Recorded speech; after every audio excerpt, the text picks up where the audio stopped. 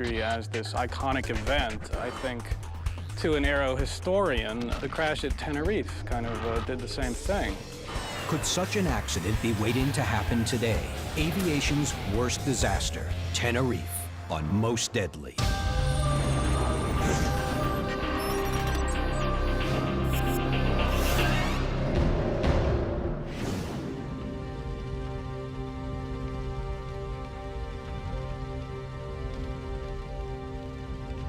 Time stops for those involved in an air crash. It stops for those caught inside the disaster and for anyone who studies the aftermath.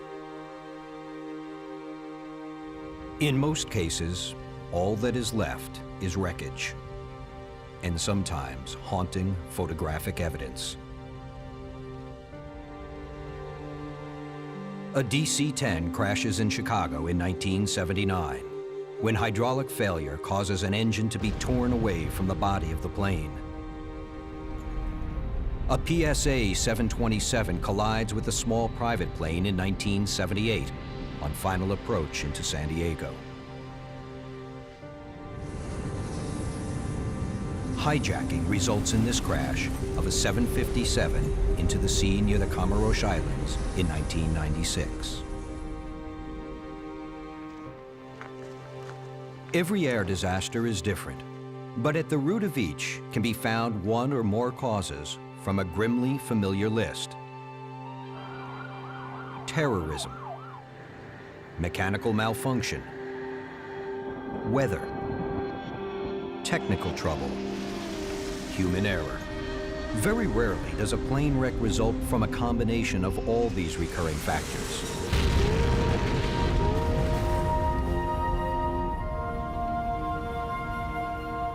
That is exactly what happened on the Canary Islands in 1977, when a perfect storm of catastrophe touched down on the Tenerife runway.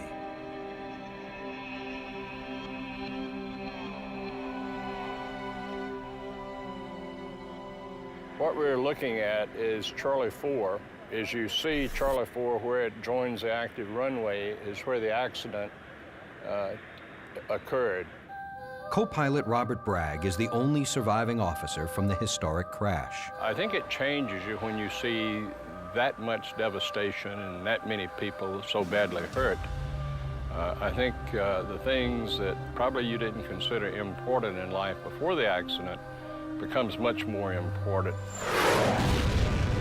On March 27, 1977, two jumbo 747 jets collide, approaching the C4 taxiway at Tenerife. The catastrophe claims 583 lives, the greatest death toll from a single aviation incident to date.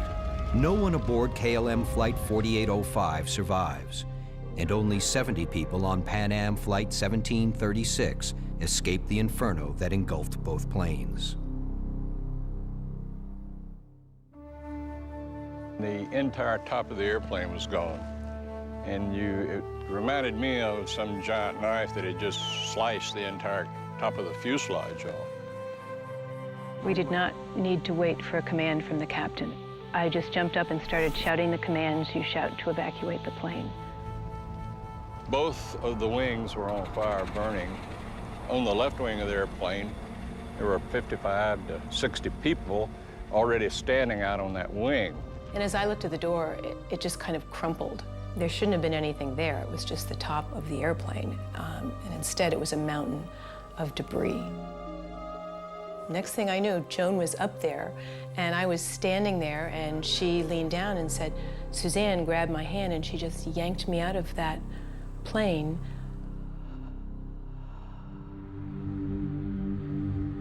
Although it occurred decades ago, for pilots and controllers, the disaster at Tenerife remains the benchmark for all that can go wrong in an airplane.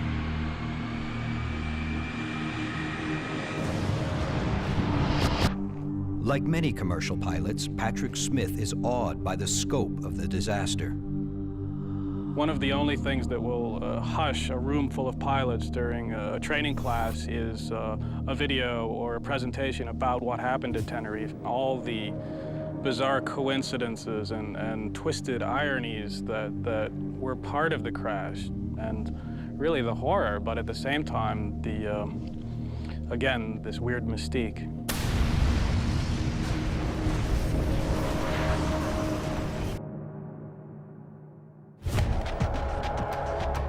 The events in Tenerife resulted from an almost inconceivable chain of bad luck and worse circumstance.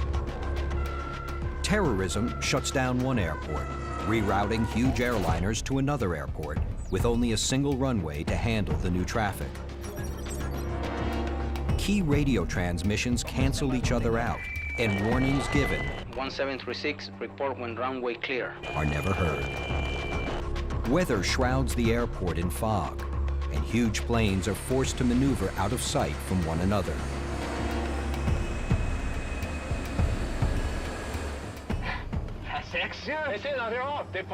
A cascading series of human errors provide the final accelerant.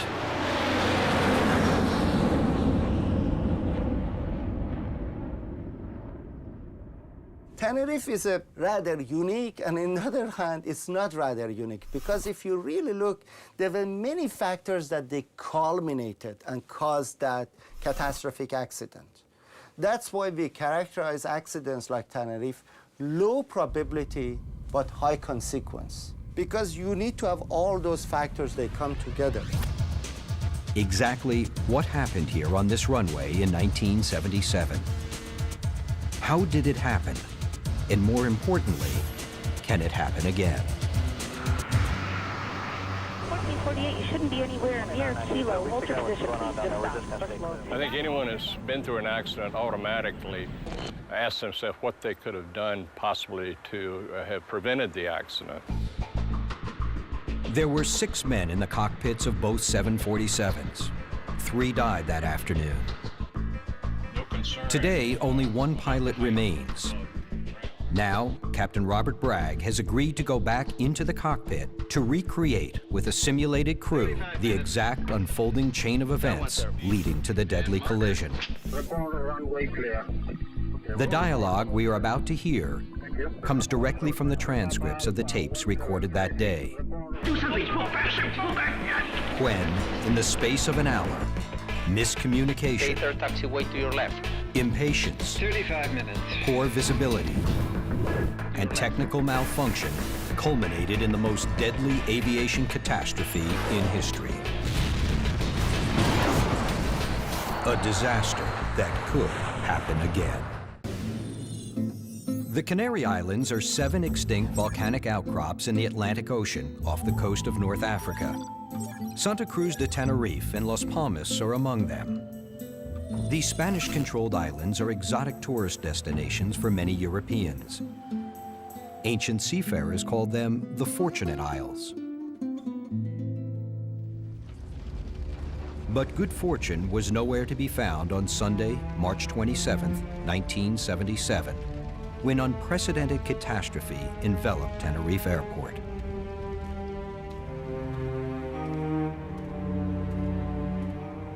Captain Robert Bragg was at Ground Zero that day. He was co-pilot beside Captain Victor Grubbs on Pan Am Flight 1736, carrying 380 passengers from New York's JFK Airport to Las Palmas in the Canary Islands. At roughly 2 p.m., on approach to the Las Palmas Airport, an unusual call comes in from air traffic control. Coming out of about 12,000 feet, we got a request to change frequencies from the Spanish air traffic controller. He says, Sleeper 1736, contact Tenerife. Approach immediately. So we said, we're destined for Las Palmas, not Tenerife. Why are we being vectored to Tenerife? And he said, there has been a terrorist bomb exploding in Las Palmas terminal building. You are to proceed to alternate Tenerife. Heeding the tower command, Captain Bragg and his crew now redirect their jumbo jet to Tenerife's Los Rodeos Airport, about 25 minutes away on the island of Santa Cruz de Tenerife. And we contacted the tower, and they immediately said, You are clear to land, runway 30 in Tenerife. the weather was perfectly clear. We could see the airport from about 15 miles out.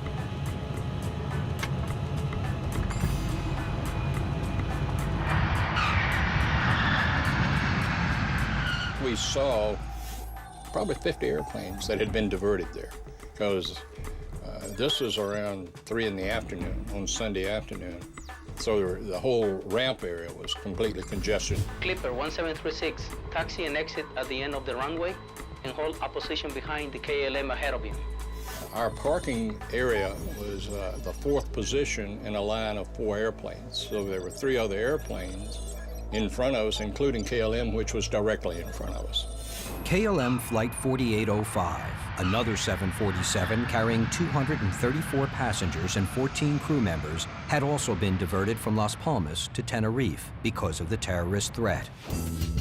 The captain on the KLM is Jacob van Janten, KLM's chief pilot and principal flight instructor. First officer is Klaus Meers, a newly trained co-pilot that Captain van Janten had himself tested on a similar craft just 6 months prior. Behind Meers sits the flight engineer, William Schroeder. Now, crew and passengers on all the diverted aircraft wait at the Tenerife airport, unsure how long a delay lay ahead. The sight of stacked jumbo jets was enough to draw interest from the local residents, one of whom took this, the only photograph, showing Captain Bragg's Pan Am 747 lined up directly behind the KLM Jumbo. Among the Pan Am flight attendants were Suzanne Donovan and Joan Jackson. The passengers, as I recall, were not allowed to deplane, which was why we were doing a service on the ground, giving them whatever we had. But I don't remember anyone being really overwhelmingly dismayed at this. It was just a little glitch that was going to pass. Likewise, aboard the KLM flight, cockpit crew and passengers hunker down for a wait. Perhaps they take comfort in the career achievements of their pilot, who is featured in their complimentary issue of KLM's In-Flight magazine. And finally, we heard the tower operator say, Gentlemen, be advised that Las Palmas is now open. About 3:45, news of this announcement from the tower comes as a relief to everyone. Planes have been grounded for almost 2 hours. But the wait isn't over yet.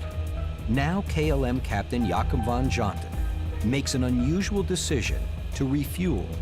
His action is unnecessary. Records later show that the plane had sufficient reserves. The Pan Am crew was surprised and annoyed by the delay. the captain, Vic Grubbs, called KLM and asked him, KLM 4805, how long will you take to refuel? And the KLM pilot responded very abruptly. 35 minutes. So the captain then looked at me and said, well, I guess we're stuck behind him. And then I, sitting on the right side of the airplane, made the comment, well, maybe we can get around him. Would you like the engineer, George Warrens, and I to go out and measure the distance between our right wing and his left wing? And we were 12 feet inside of his wing clearance. So we were 12 feet short of getting around him. Basically, we waited 35 minutes for the KLM plane to refuel. Now, on a look-back basis, if we'd have had 2 wing walkers being people that stand on your wingtip and visually give you a clearance, we could have possibly gotten around him, but we had no feeling of any absolute necessity to get this done. Rerouted flights, an odd decision to refuel, 12 feet of clearance. So begins the terrible list of seemingly unrelated details that would ultimately form links in a deadly chain. In the 35 minutes it will take for the KLM to refuel, yet another adverse condition descends upon the runway at Tenerife. A fog bank comes down off the side of this hill and stops right on the runway. And that fog is to become a funeral shroud for 583 men, women, and children.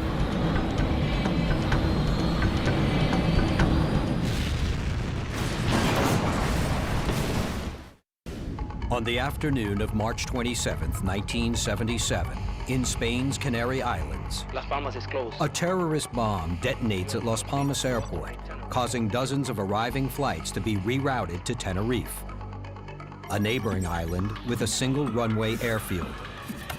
Pan American Flight 1736 from New York, co-piloted by Captain Bragg, is one of 2 jumbo jets now assembled in a lineup, awaiting instruction from air traffic control at Tenerife.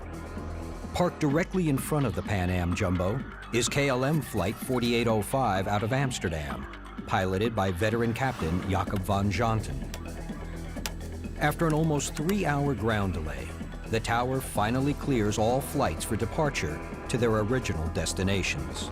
Gentlemen, be advised that Las Palmas is now open. Unfortunately, the KLM pilot's decision to refuel will result in an additional 35-minute delay for his flight and all those behind him, including the Pan Am Jumbo. Finally, at 4:58 p.m., after filling the KLM's tank with an additional 14,500 gallons of fuel, co-pilot Klaus Mears contacts the Tenerife Tower for permission to taxi for takeoff. We require a backtrack on 12 for takeoff, runway 30. Okay, KLM A0, correction, 4805, taxi straight ahead for the runway and make backtrack. Roger, make a backtrack. Because Tenerife's airport is small, departing planes must backtrack to lift off. That means taxiing down the runway to the end, then turning around to take off in the same direction they originally came from. There was a DC-9 in the number 1 position. There was a DC-8 in the 2nd position, or the number 2 position. Then KLM was in the number 3 position. We were in the number 4 position. They gave the clearances, taxi clearance, to the first 2 airplanes, and it was thus that they were to taxi and backtrack down the runway. In other words, they taxied down the runway in the opposite direction of where they're going to be taking off. When you get to the last taxiway on your left, exit the runway and position back. At 4:59 p.m., KLM Flight 4805 begins to taxi down the runway. Approach. You want us to turn left at Charlie 1? Taxi evade Charlie 1? Negative. Taxi straight ahead up to the end of the runway and make backtrack. Okay, sir. A few minutes later at 5:02, Pan Am is instructed to follow KLM's taxi down the runway. But unlike KLM, the Pan Am flight is to turn off at one of the several taxi exits and wait. This in order to clear the runway for KLM to lift off. It's with these instructions that confusion starts to arise. It is unclear to the pilots of the Pan Am flight exactly which taxi exit traffic control intends for them to take. We got the instructions from the tower. Pan Am 1736, take 3rd taxiway to your left. We had just passed C2. If, as some people have contended, we were supposed to take Charlie 3, that taxiway takes you right back into the terminal area. All of the taxiways on that terminal were blocked, so we'd have not been anywhere. We'd have had to just wait there again. Feeling that the Charlie 3 taxiway must not be their intended destination, the Pan Am crew calls the tower again for clarification. The 3rd one, sir. 1, 2, 3, the third one. Since their jet has already passed the first exit, in telling them to take the 3rd exit, the crew believes the tower intends for them to exit at C4, the 3rd exit from C1. The other airplane had done the very same thing. It was the logical taxiway to get off the runway on.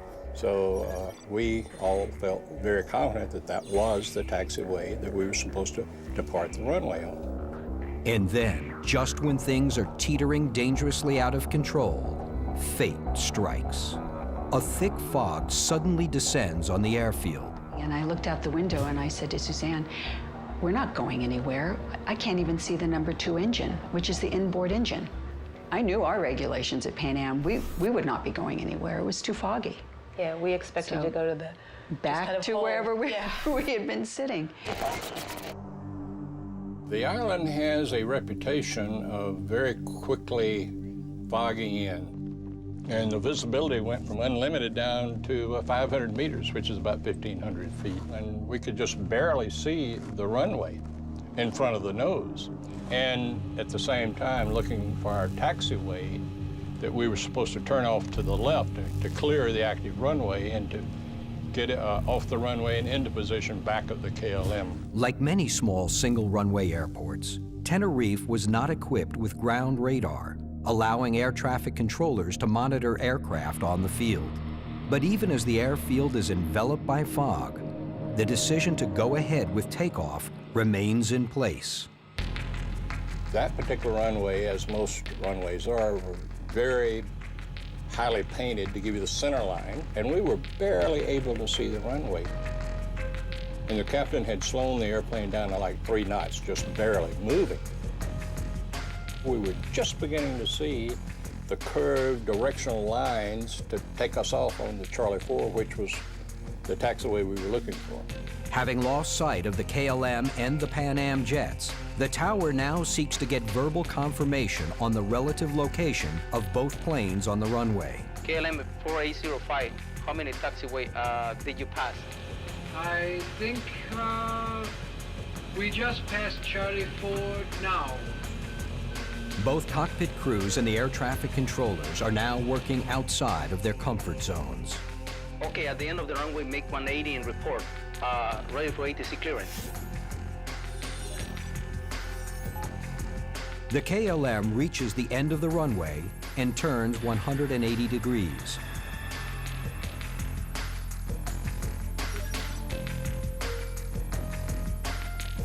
What happens next is an extraordinary exchange between pilot and co-pilot. This is the KLM cockpit conversation taken from the transcripts. Wait a minute. We did not have ATC clearance yet. No, I know that. Go ahead and ask. This exchange suggests that Van Janten had begun to take off until his co-pilot reminds him that he did not have clearance. This is an unusual interaction as Van Janten, the senior officer, was not used to having his judgment questioned in his own cockpit. Democracy in the cockpit is a very cultural issue. There are some cultures that they are basically very high in power distance, meaning that there is a very strong hierarchy and very steep hierarchy in their society. We cannot expect they have a democracy in the cockpit. Van Janten waits impatiently for further instructions from ground control. The KLM 4805 is now ready for takeoff. And we're waiting for our ATC clearance. It's a routing clearance that air traffic control gives the departing plane that basically tells him how to go from one airport, your departure point, to your destination. Report, ready for ATC clearance. But even ATC, or air traffic control clearance, is only a confirmation of the in-flight route to be taken. Clearance to actually take off must be given separately. It is these next few moments of communication between the tower and the two planes that will forever be analyzed. Roger, sir. We are cleared to the Papa Beacon flight level 90. We heard the KLM pilot read the clearance pack, which is required. As soon as he finished reading the ATC clearance back, he added a comment that was totally unexpected to us. And we're now at takeoff. Okay, stand by for takeoff. I will call you. But we were still taxiing down, assuming that KLM was going to be holding his position as he was directed to do. And that's when I got on the radio and said, but we're still on the runway. 1736, report when runway clear. Van Janten again begins the takeoff. If there were any further objections in his cockpit, the transcripts do not reveal them. The huge, fully fueled jumbo jet begins to pick up speed. The point of no return has now been passed. When we first saw the KLM airplane, it wasn't of great concern because we knew he was down there. Then I noticed his landing lights were on, and I saw his lights shaking. And then that's when I said, I think he's moving. Is he not Iraq then? Is he not Iraq? The Pan American? Javel. I could see his rotating beacon, and he lifted off. Now, do something. Pull back. I just could not believe that this airplane was taking off, coming right at us.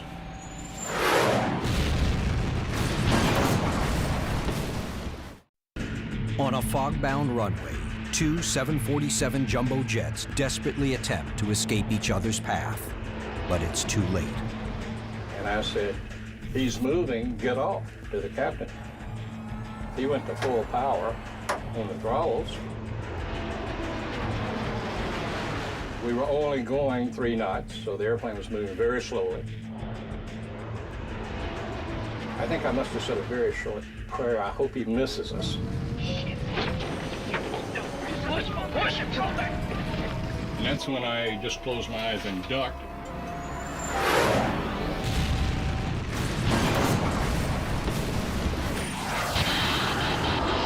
And then suddenly there was this thud, this tremendous impact. Joan jumped up, ran to her door, looked out the window, and yelled, "Fire on the wing." The entire top of the fuselage was severed. If you look at the window of the airplane, those windows were gone and the entire top of the airplane was gone. So what I did when I decided to leave and I was yelling at everybody to get out, I stood up on the foot of the cockpit floor that was remaining and reached over and grabbed the back of the captain's seat, Victor Grubb's seat, and then just jumped right over the side. I continued making my way down through this bits of the fuselage and things, and got about 5 feet or so. There was an edge, a precipice about 5 feet tall, and there was a group of passengers there, maybe 8 or 10 passengers, and I started pushing them, saying, you know, "Jump, jump. We have to get out of here." And then the debris shifted again, and then everybody, all of us, were just kind of leaping to try to get away from where the debris was shifting, because the engines now were spewing all the metals. They were disintegrating so severely. No one got out of the airplane past row 33. Reason for that was when KLM hit us, he severed his landing gear into our airplane. Matter of fact, they found his landing gear, the main landing gear, in our wreckage.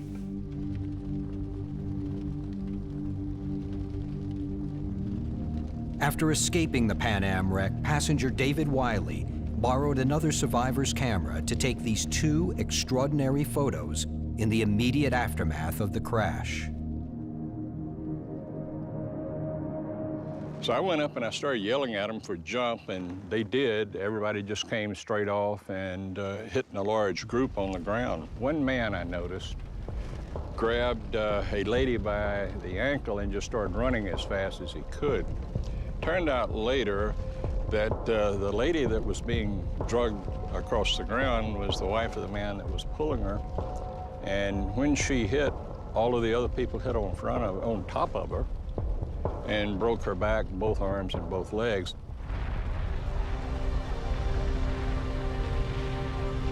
"1,500 feet further down the runway, what was left of the KLM flight lay smoldering. A full tank of fuel turned the jet into a bonfire of twisted metal. Not one of the 248 people on board survived. And I think that was our first thought. That was our first It was thought. a bomb, and we were astonished when someone pointed out that there was another plane down the runway on fire. We had no idea. In the chaos of the aftermath, rescue workers never made it to the Pan Am site in time to aid injured survivors.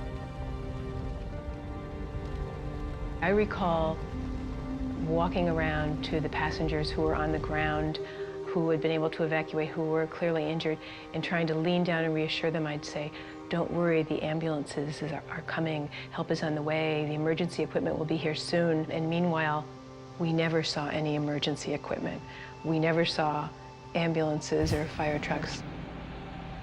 What had happened was, when KLM hit us, he severed his landing gear and exploded and hit 1,500 feet down the runway. His site was closer to the tower than ours was. The tower called both of us and couldn't get any return communication, and about the same time, a airplane in the holding pattern right above the airport called the tower and said that he saw fire and wreckage on his runway. The fire trucks and ambulances come out and they get to KLM first. So this is why no one came out to our site. About that time, the center fuel tank of the airplane, which is located right under the wing as it joins the fuselage, down in that area, the center fuel tank exploded and shot a flame probably 200 or 300 feet up into the air. It strikes me as very ironic that if there was fire equipment there trying to put out the fire at KLM, if only they'd known there were potential survivors at our plane, that if they'd been able to get there, it might have helped. The final toll is horrific. Of the 380 passengers on the Pan Am flight, only 54 survived their injuries.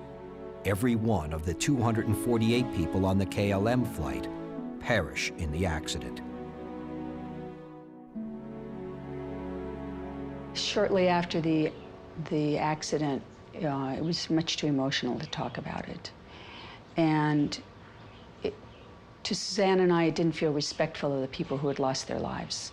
We wanted not to gloat we were still alive, you know. What sense can be made of such devastation? Is there anything to be learned from the kind of impossible tragedy represented by Tenerife?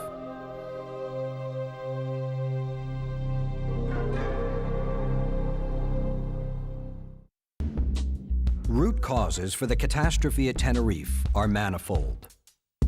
The University of Southern California School of Engineering is home to an internationally famous aviation safety research and training program.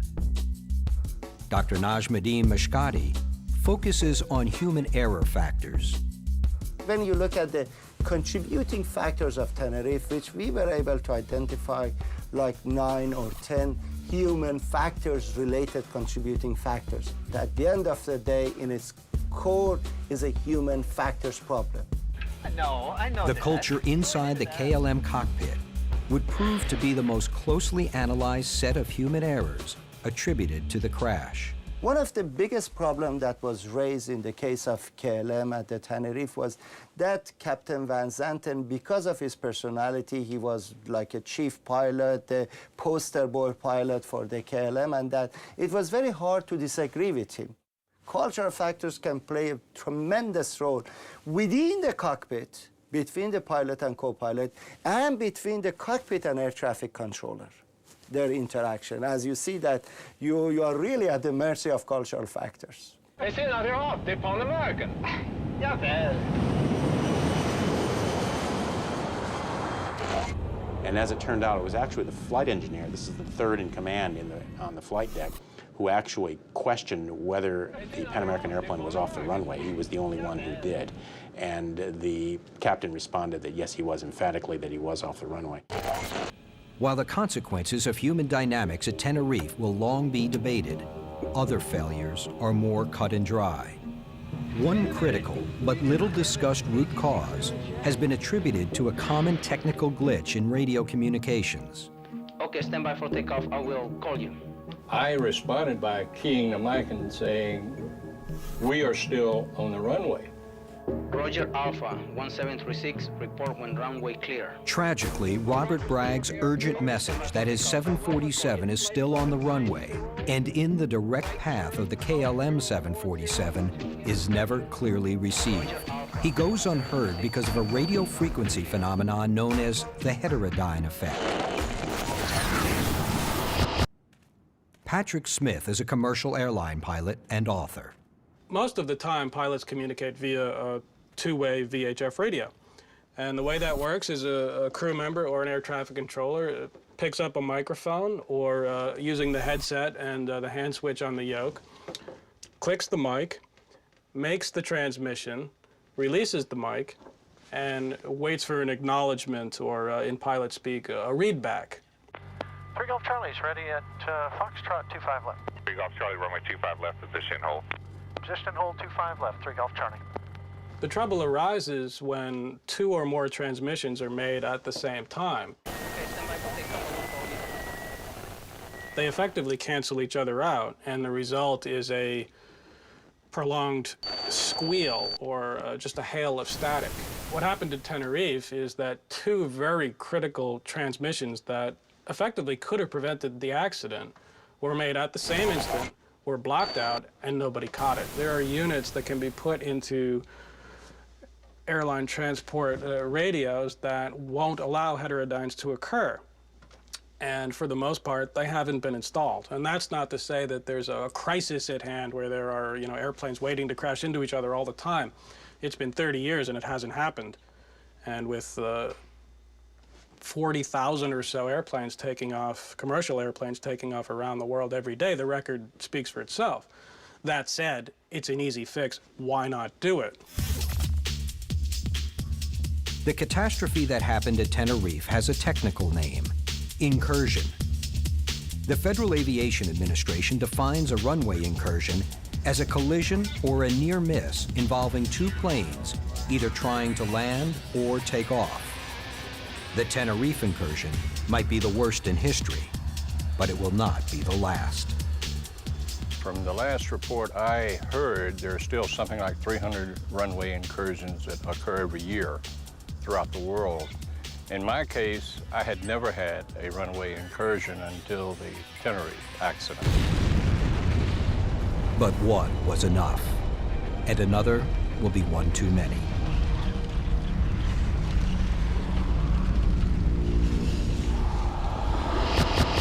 In the history of flight, mid-air near collisions are rare. However, near misses between planes where at least one of them is on the ground has become an almost daily occurrence. There was another accident 6 years after the Tenerife disaster at Madrid involving a ground collision between a DC-9 and a Boeing 727. There was not a major ground collision after that until the accident at Linate Airport serving Milan in October of 2001. A Cessna Citation business type jet was cleared to taxi to the end of the runway, and in doing so, it actually taxied the opposite direction and crossed the runway in which an MD-87 jet was taking off. The runway incursion at Linate bears a strong resemblance to Tenerife. Both airports are notorious for fog, and neither at the time had operating ground radar. Runway incursions are a focus of research and development for Ratan Katwa at the Honeywell Aviation firm. From the cockpit of an incoming plane at Los Angeles International Airport, he demonstrates just what pilots are up against navigating routine air traffic control signals on any given flight. As we near the runway, two potentially dangerous situations occur. First, our call sign was very similar to the call sign for another plane. Did you hear there was a 3 Charlie Charlie? Yeah, on the frequency. Yeah, it just gave me the idea. Our call sign is 3 Golf Charlie. What we heard on the radio on the same frequency was a very, very similar call sign, 3 Charlie Charlie. This problem or this issue of similar call signs has in fact been a component in previous runway incursions. Next, something which could easily compound confusion about our call sign: a last-minute change to our runway. Here, 3 Golf Charlie, change to runway 25 right, you're clear to land, 12507. Here, 3 Golf Charlie, runway 25 right, clear to land. The last moment on final approach, the tower controller asked us to in fact sidestep to land on the other parallel runway. And this, of course, can set up an environment where the workload is high, stress can be high, and in other words, it can certainly lead to a situation where a runway incursion could potentially be caused. Our confusing landing sequence at LAX illustrates why many believe high-tech map displays and situational advisory systems should be standard issue on commercial aircraft. But others feel technology isn't a silver bullet solution. A TV screen style monitor shows a graphical depiction of where your airplane is relative to other airplanes on the ground and in flight. Something like that, had it been there at Tenerife, may have prevented the accident from happening. Skylane 6530, Mike at 25 right for a straight out departure. Sometimes this technology is more fancy than it needs to be, and there are so many multiple oral warnings and color-coded depictions. Sometimes they use more gray matter than a pilot has at his disposal at a given time. Studies show that when a crew's workload is either too high or too low, performance suffers.